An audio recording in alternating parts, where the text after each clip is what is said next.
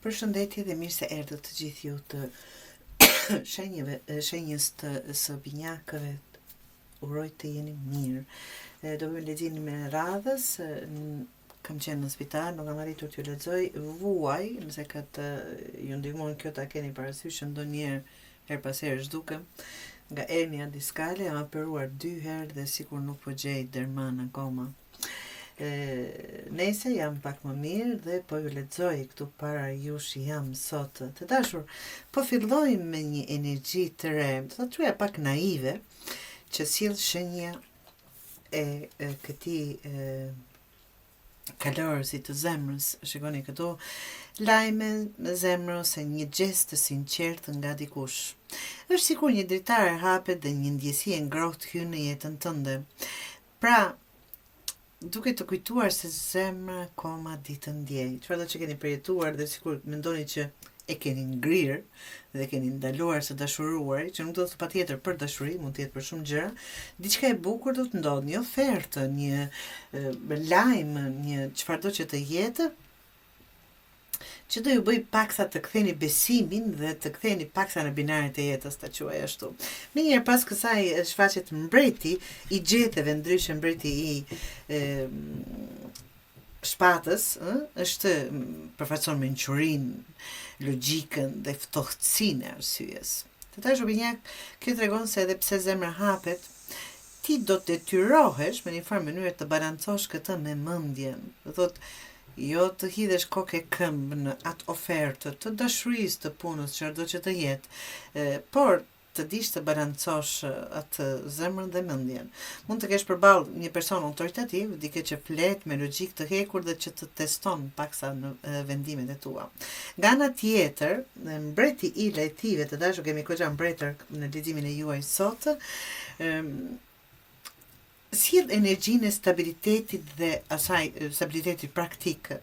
Është kujdestari i gjërave materiale dhe të qëndrueshme. Kjo javë binjakët nuk është vetëm për ndjenja, ta them ashtu, por siç thashë, që të dyja do të dini ti balanconi, por edhe të vendosur në rregull në punë, financa apo përgjegjësi të rëndësishme që nuk mund t'i anashkaloni. Dhe mbretëresha tjetër e gjeteve ajo përfaqëson intuitën, ndjeshmërinë dhe zgjuarsinë femërore, të quaj, gjithë e kemi atë energjinë femërore dhe atë maskullore. Të dashur, ata që nuk e din, kjo mund të jetë një figurë që të ndihmon ose në pjesën apo një pjesë e vetes tënde që të shtyn të shohësh më thellë përtej atyre që të duken përpara. Do të analizosh më shumë.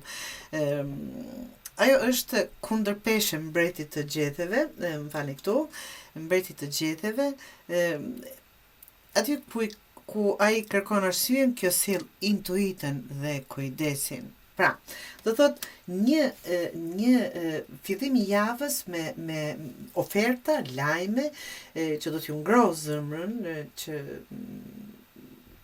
por me gjitha të do të dini ti menaxhoni, apo do duhet të dini ti menaxhoni, që kemi ti dyat njëkohësisht dhe logjikën dhe zemrën t'i fusim në punë. Pra, djaloshi i gjeteve, kemi gjete, kemi goxha binjak shpata këtu, pra lajmëron lajme, biseda, pak ndoshta mund të jetë dhe thashe thëme, por është një energji e re që sjell informacione që nuk i keni ditur, gjëra që prandaj po them, kur ti bashkoni, kur është në balancë zemra dhe logjika jon, atëherë mund vërtet ti dalin ballë çdo gjëje. Kjo është ajo balanca që flasim. Do thotë, do t'ju qartësoj, ndoshta ndonjë hutim aty këtu, por mos t'i merrni gjërat të gjitha si për të vërteta. Është koha të dish të dallosh pra zhurmën e fjalëve, thashë thëmet, dhe fjalëve me peshë. Dhe në fund kemi yllin, që ylli është si rezultati i leximit të juaj, letra e shpresës, dritës dhe ririndjes.